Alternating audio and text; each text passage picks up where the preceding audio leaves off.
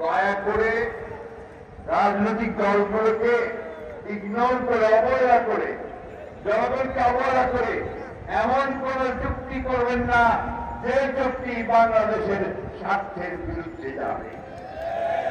আমি আমার শরীফ ভাই থেকে আন্তরিক শুভেচ্ছা জানাচ্ছি। যেগুলো একমত হয়েছে দলগুলো, সেই সংস্কারগুলোকে আপনারা ইমপ্লিমেন্ট করেন, সেগুলোকে কাজে কাজ করেন, সংস্কারগুলো নিয়ে আসেন এবং দ্রুত নির্বাচনের ব্যবস্থা করেন।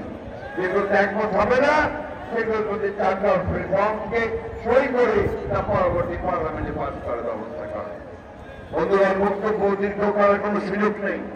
এই কথা বলতে চাই যে আজকে বাংলাদেশের অস্তিত্ব নির্ভর করছে গণতন্ত্রের উত্তরণের উপরে, গণতান্ত্রিক ব্যবস্থায় যাওয়ার উপরে, ও সেখানেই আমাদের সমস্যাগুলোর সমাধান হবে।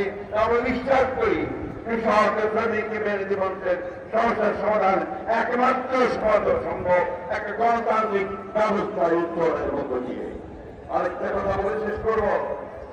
বন্ধুগণ, আজকে আমরা রাজনৈতিক ভাবে একটা অস্বাভাবিক পরিস্থিতি বাস করছি।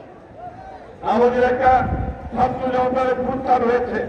আমরা একটা ভয়াবহ ফ্যাসিস্টকে দেশ থেকে তাড়িয়েছি। আমরা ফ্যাসিবাদের পতন ঘটিয়েছি, কিন্তু এখন পর্যন্ত আমরা গণতন্ত্রের উত্তরণ ঘটাতে পারি।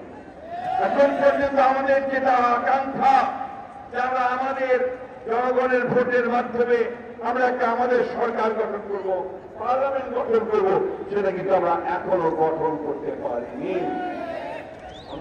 দরকার ছিল, আমরা কিন্তু সেই কাজগুলো সবাই করে উঠতে পারিনি।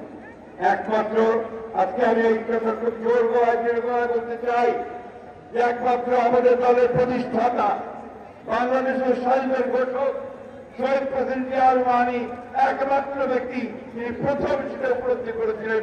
উপলব্ধি করে তিনি অনেক প্রকার করেছিলেন শ্রমিক ভাইদের জন্য। প্রথম কাজ তিনি যেটা করেছিলেন শ্রমিক ভাইদের বোনদের তাদের কর্মসংস্থানের জন্য তিনি যে গার্মেন্টস কারখানাগুলো চালু করেছিলেন, একটা নতুন সুযোগ তৈরি করে দিয়েছিলেন।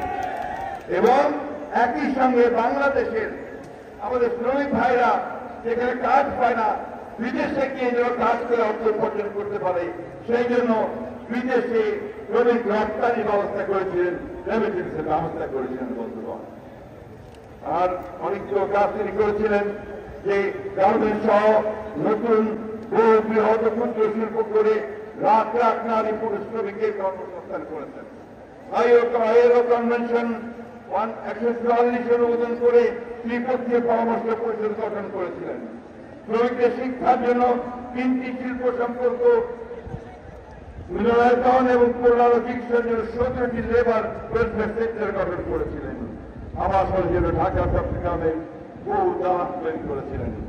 দেশনেত্রী Begum Khaleda Zia labour code 2006 labour welfare foundation গঠন করেছিলেন।